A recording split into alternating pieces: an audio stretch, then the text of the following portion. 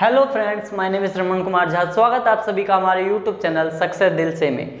दोस्तों, ये हमारी 12th क्लास की पहले चैप्टर का पार्ट 2 है। आइए शुरुआत करते हैं विदाउट वेस्टिंग टाइम। तो दोस्तों, आज के हमारे टॉपिक का नाम है दो ध्रुवीय विश्व का आरंभ।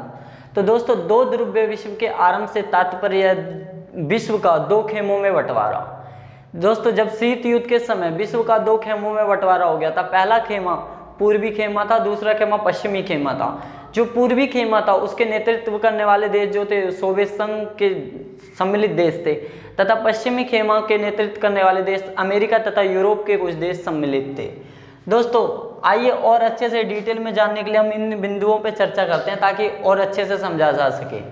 युद्ध की समाप्ति 1945 में 1945 में सेकेंड वर्ल्ड वॉर, दूसरा विश्व युद्ध की समाप्त हुआ, जो कि 1939 से 1945 तक चला। दोस्तों, इस विश्व युद्ध में दूसरे विश्व युद्ध में नेतृत्व करने वाले जो देश थे, मित्र राष्ट्र और धुरी राष्ट्र के बीच दूसरा विश्व युद्ध चला, जो 1945 में जाकर समाप्त हुआ। इस विश्व युद्ध में दोस्तों दुनिया को बहुत बड़ी मार झेलनी पड़ी, क्योंकि इस विश्व युद्ध में बहुत नुकसान हुआ। इतने बड़े स्तर पे नुकसान हुआ, लोग मारे गए, बहुत सी समस्या उत्पन्न हुई। तो दोस्तों, मित्र राष्ट्र इस जो दूसरे विश्व युद्ध में लड़ रहे थे, मित्र राष्ट्र में उस राष्ट्र में जो सम्मिलित देश थे, अमेरिका था, अमेरिका, सोवियत संघ तथा ब्रिटेन और फ्रांस। ये दो देश जो थे वो मित्र राष्ट्र की अगुवाई करने वाले देश थे, पहली पॉइंट। दूसरी, धुरी राष्ट्र। धुरी राष्ट्र में दोस्तों तीन देश शामिल थे, जर्मनी, जापान, इटली। ये तीनों देश जो थे धुरी राष्ट्र की अगुवाई करने वाले देश थे। इन दोनों के बीच सेकेंड वर्ल्ड वॉर चला, जो कि 1939 से 45 तक चला। उसके बाद आता है जापान के दो शहर पर हमला। 1945 के समय ही जापान के दो शहर हिरोशिमा तथा नागासाकी पे अमेरिका द्वारा हमला किया गया। इस हमले में जापान के दोनों शहर तहस नहस हो गए और बहुत ही बड़े स्तर पे इसको नुकसान उठाना पड़ा। दोस्तों, जो जापान है यह आत्मसमर्पण करने वाला था, यह बात अमेरिका को पता था। फिर भी अमेरिका ने इसके दो शहर पे हमला किया। क्यों? क्योंकि अमेरिका विश्व में अपना वर्चस्व दिखाना चाहता था। वो दिखाना चाहता था कि विश्व में केवल वही एकमात्र शक्ति है जो पूरे विश्व में वर्चस्व में है और अधिक शक्तिशाली है। इसलिए उसने इसके दो शहर पर हमला किया। इस हमले के बाद दोस्तों पश्चिमी गठबंधन तथा और पूर्वी गठबंधन पनपी। जो पश्चिमी गठबंधन है, इसकी अगुवाई करने वाले जो देश थे, इसमें अमेरिका और यूरोप के देश सम्मिलित थे पश्चिमी गठबंधन में, और पूर्वी गठबंधन में सोवियत खेमे के दो देश शामिल थे जो इसकी अगुवाई कर रहे थे। अब आती है बात नाटो पे। दोस्तों, नाटो उत्तरी अटलांटिक संधि संगठन, उत्तरी अटलांटिक संधि संगठन। इस नाटो की स्थापना 1949 में हुआ था। अप्रैल 1949 में हुआ नाटो की स्थापना। इस नाटो में 12 देश सम्मिलित थे शुरुआत में। ये 12 देश शुरुआत में इस नाटो में सम्मिलित थे। दोस्तों, नाटो का जो कार्य है, पहला कार्य था नाटो का, दोस्तों नाटो में सम्मिलित देश जो 12 देश है, अगर इन देशों में से किसी भी एक देश पर हमला होता है तो यह केवल एक देश पर हमला ना मानकर सभी देशों पे हमला माना जाएगा, और इस हमले का जवाब सभी देश 12 के 12 देश मिलकर देंगे। आइए इसको एग्जाम्पल से समझिए। दोस्तों, मान लीजिए 5 दोस्त हैं। उन पांचों में से अगर कोई बाहरी आकर किसी एक पर भी हमला करता है, किसी एक को पीटता है, तो वो केवल उसकी मार नहीं होगी कि वो पीटा है, लेकिन यह उन पांचों पे माना जाएगा। इसलिए वो पांचों मिलकर उससे मुकाबला करेंगे। इसी तरह की स्थिति इसकी है। दूसरा जो इसका पॉइंट है दोस्तों, इसमें है कि नाटो में सम्मिलित देश एक दूसरे की मदद करेंगे, तथा इसकी तीसरी है कि नाटो में सम्मिलित देश राजनीतिक, कूटनीतिक तथा आर्थिक रूप से एक दूसरे की मदद करेंगे। ये नाटो के देश थे। नाटो से निपटने के लिए सोवियत खेमों के देश ने एक संधि बनाई जिसका नाम है वार्सा संधि। वार्सा संधि की स्थापना जो है 1955 में हुआ। इस संधि के जो मुख्य कार्य है वो मुख्य कार्य है यूरोप में नाटो में सम्मिलित देशों से निपटना। अगर इन नाटो में सम्मिलित कोई देश इन देशों से मुकाबला करता है तो ये वार्सा में संधि सम्मिलित देश उसका मुकाबला करेंगे। ये वार्सा संधि की नींव थी। तो आइए नाटो के अंगों को डिटेल से जानते हैं। सीटो और सेंटो जो है ये नाटो का ही अंग है, लेकिन यह प्रासंगिक नहीं है। अब इसके बारे में डिटेल से जानते हैं। सीटो की जो फुल फॉर्म है South East Asia Territory Organisation, सीटो।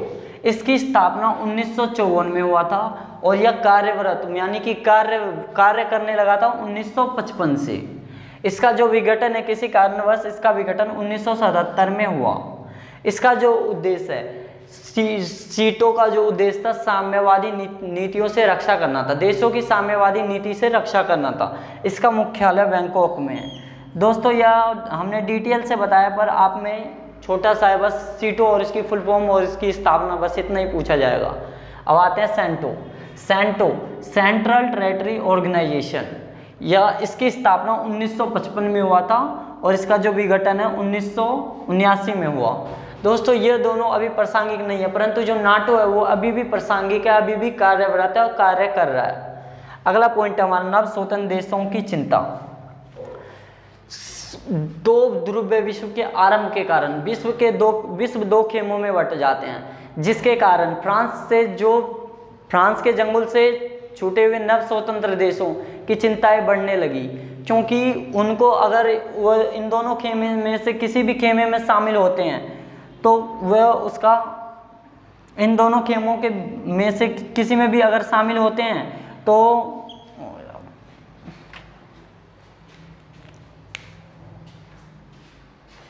विनय भाई ओए यहाँ से कट कर दियो, मतलब वो डब्बा वब्बा लगा दियो, है ना, 3 पार्ट हो जाएगी यार।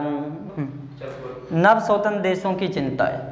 दोस्तों दो ध्रुवीय विश्व के आरंभ होने के कारण विश्व का 2 खेमों में बढ़ जाता है। एक खेमा पूर्वी खेमा, दूसरा पश्चिमी खेमा, जिसके कारण जो देश अभी अभी आज़ाद हुए थे, जो ब्रिटेन और फ्रांस के चंगुल से जो देश आज़ाद हुए थे, उनकी चिंताएं यह बढ़ने लगी कि अगर वो देश इन दोनों खेमों में से किसी में भी शामिल होते हैं तो वह उनको ये चिंता थी कि वो अपनी आज़ादी के साथ अपना स्वतंत्रता ना खो दे। इसके कारण उन देशों की चिंताएं बढ़ने लगी। चीन की अनबन। दोस्तों 1950 के दशक में चीन की सोवियत संघ से अनबन हो जाती है, जिसके कारण 1969 में एक चीन और सोवियत संघ के बीच एक छोटा सा युद्ध होता है, जो भूमि को लेकर युद्ध होता है।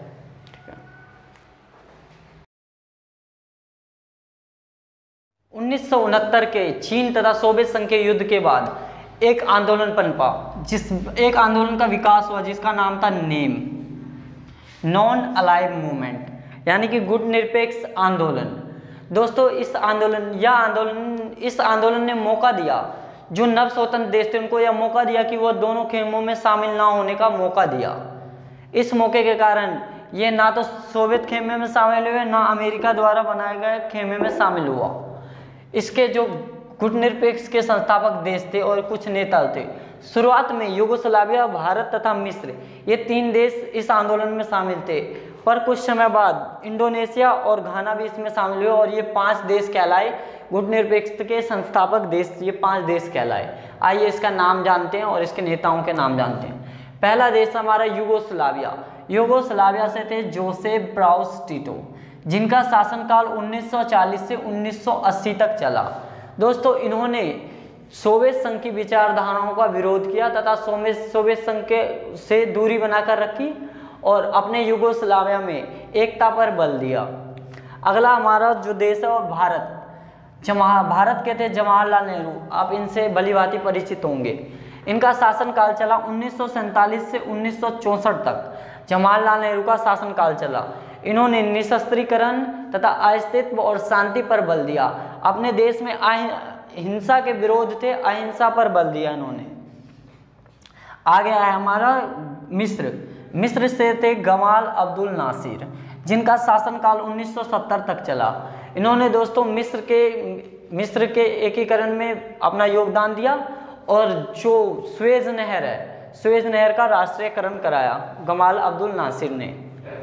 इंडोनेशिया से सुकर्नो थे, जिनका शासनकाल 1945 से 1965 तक चला।